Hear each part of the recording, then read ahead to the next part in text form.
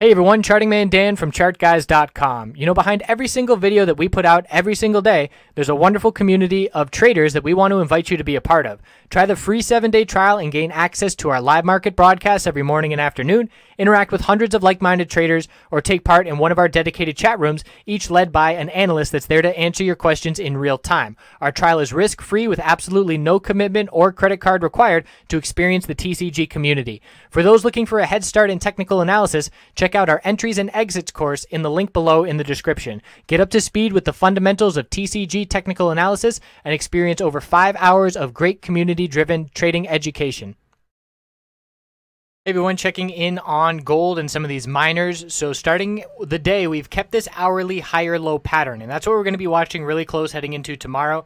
And it's very clear that the inverse correlation between the market is still present. It varies in terms of strength, but when we see SPY pull back significantly and quickly, we see the bulls show up in gold and hit higher highs. So the higher low pattern on the daily time frame, we're looking at support levels here, and we've got this low down here.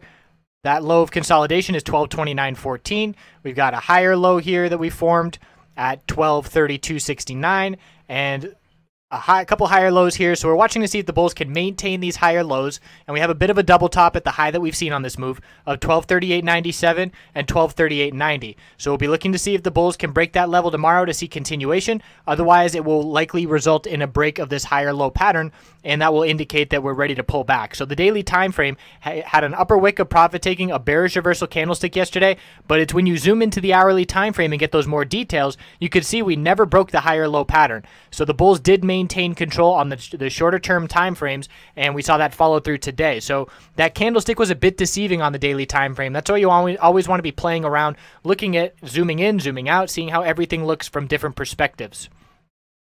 So we did see a bit of pullback right now into the close, but the volume is very low, so we'll have to see how it opens up overnight here tonight. And looking at GDX, we have an inside bar on the daily time frame. So a wide range yesterday, a smaller range today, a break of 23.05, and we looked at 23.13 and then 23.44.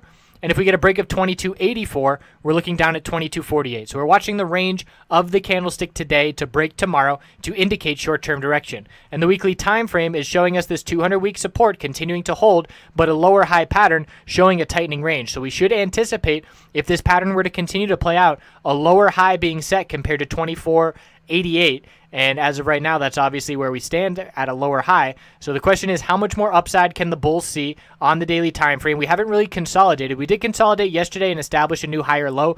That was the first time we have consolidated after a big bull move 4 days in a row. So bulls want to continue building support on the way up. Otherwise, it's going to be really easy for the bears to knock it right back down. So GDXJ, also an inside bar on the daily time frame, 33.15, 33.28. and a gap to fill at 33.62. In terms of support, it's 32.66 and 31.99.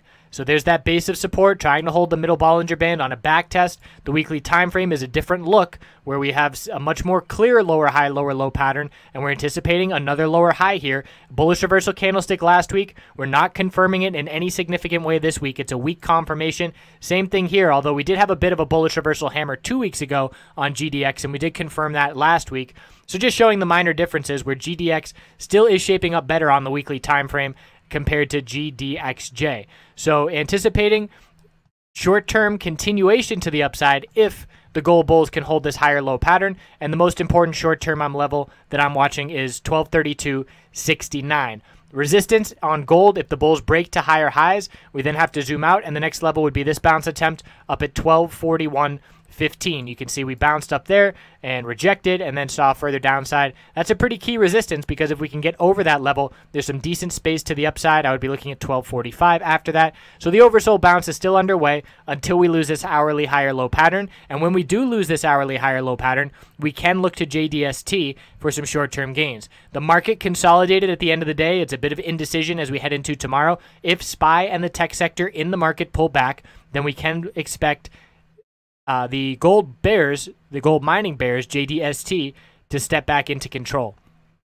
So I appreciate you watching. That's what we're looking at heading into tomorrow. And really, it's as simple as this higher low pattern on the hourly time frame. That's going to be our guide. And where we are as we head into the open tomorrow at 8 a.m. Eastern, watching this chart, if we have broken those higher lows, we will know to be keeping an eye on JDST. And if we're looking bullish and seeing continuation, we're going to be looking at NUGT, because I do still like the senior bulls more than the junior bulls, and the junior bears more than the senior bears. So thanks again, and we will see you tomorrow. Have a great night.